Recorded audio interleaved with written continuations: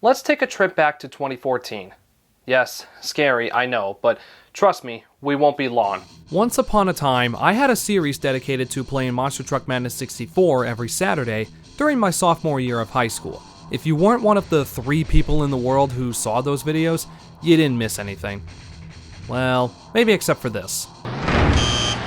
Oh, that was cool. I got into trying out Monster Truck Madness 64 thanks to watching Tyrant's videos back in 2009. He played the game with his cousin DD Pikachu for his channel's Thanksgiving special. I just realized that it's been almost a decade since the dude uploaded anything. Hope you're doing alright, man. What I'm getting at is Monster Truck Madness 64 is a game that I have been wanting to cover on the channel for a long time. And with the amount of niche games I've looked at recently, in addition to getting Monster Truck Madness, probably from Big Sexy Kevin Nash, I've got Monster Truck Madness! This was the perfect opportunity. This game kinda served as the console port of the Microsoft Windows series. This game was released in 1999, co-published by Rockstar and Microsoft, and developed by Edge of Reality, who would go on to port the first 3 Tony Hawk games to this system, so they're no stranger to porting games.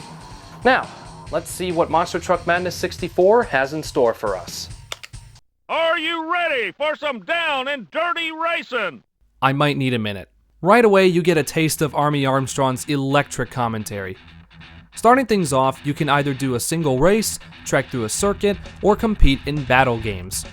The game lets you pick one of 19 monster trucks, including Bigfoot, Gravedigger, the exclusive police truck to promote Rockstar's first GTA game, and the WCW NWO wrestle trucks, including the Outsiders, Monster Patrol, and Hollywood Hogan, to name a few. Sadly, Hollywood Hogan's arms don't rip its chassis off. Also, because this is a 1999 N64 game, there's no Joe Hendry themed truck. Say his name. Wait, no. This game contains 10 tracks. The circuit has you going through each track, finishing in first to move on to the next one. In the beginner circuit, you race the first 8 tracks. Once you complete it, you'll unlock Aztec Valley. In the intermediate circuit, you go through it all again, but now with an extra track added, which is Alpine Challenge. In the expert circuit, you race all 10 tracks, and completing it unlocks the final track in the game, Death Trap. Now, this game doesn't allow you to save, so you are given a code to enter. That way you can come back at a later point and pick up where you left off. It reminds me of the passwords from Crash Bandicoot 1. The graphics are pretty standard stuff for a 1999 N64 game. For a steady 30 FPS frame rate, EOR needed to apply the Silent Hill filter to everything that wasn't in your field of view. In exhibition mode, you can choose which track you want to race as you take on up to 3 other trucks. You can choose the time of day and the weather as well. In races, there are items you can pick up, like missiles, force fields, shrink balls, bounce springs, nitro containers, jetpacks, oil slicks, and invisibility. Once you pick it up, you can use it with the Z trigger. If you pick one up while holding one, that item will override the one you previously held. These are great for making races more interesting. You know what else makes races interesting? The controls. Oh boy.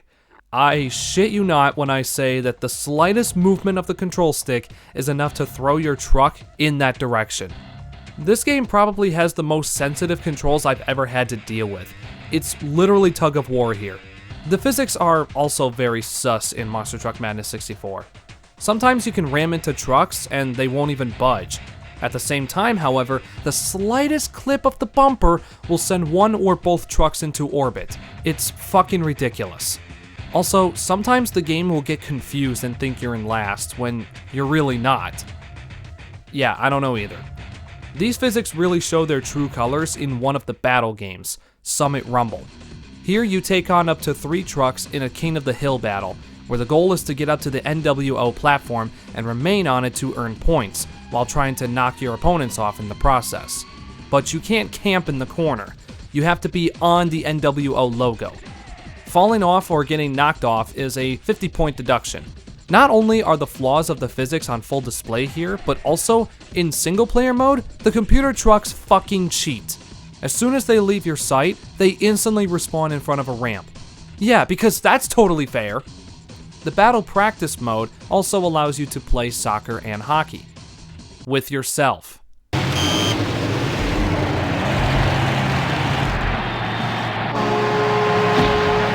This is fun. I'm gonna need glitch again. He and I played some multiplayer for this game while we were recording footage for the Cartathon. These battle games are a lot more fun with friends, but that's to be expected. There's also a chase mode, which is the same thing as a race, and a tag mode. Again, same thing, except one of you starts the race as Nugget, a chicken truck. You have to tag your friends in order to make them the chicken. Whoever is the chicken for the least amount of time wins. Summit Rumble was the main thing I did every time I played this game, and it still is. It's honestly the only reason I come back, because the main game is pretty forgettable. The soundtrack, while very limited, is pretty good. There's only 5 original songs the game cycles through, but they're all pleasant on the ears at least. Monster Truck Madness 64 served as the console alternative for the series at a time when it was PC exclusive, but compared to the likes of Monster Jam, it's a bit underwhelming. It's fun for an hour or so, but after that, you'll likely not revisit it. The sensitive controls and inconsistent physics play a large role in the game's replayability. Again, this is a fun multiplayer game, like Crash Bash, but that's the only source of fun here. Playing solo is boring, and unlocking the tracks is repetitive if you don't have the codes on hand. Monster Truck Madness 64 gets 4 out of 10.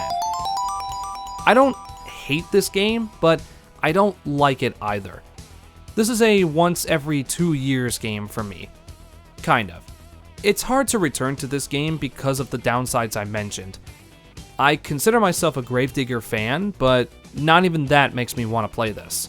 Maybe if I had a better understanding of monster trucks, I would like this a bit more, but honestly, it's not about being a fan for me.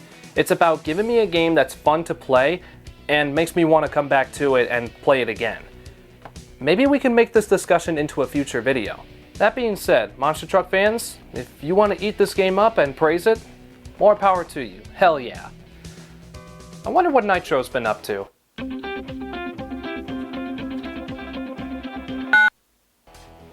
Hello? You're not gonna believe this, but I'm running for president. With all due respect, you are the least qualified person in the world to run. Who cares? I'm young, hip, and hot. People want a pretty face. Beat that, Kamala. Dude, you're not gonna flip any state. You're insanely outmatched. I'll just play the autistic card, pull on their heartstrings a little. That's manipulating. Is that any different than what they're doing? You know what? That's a fair point.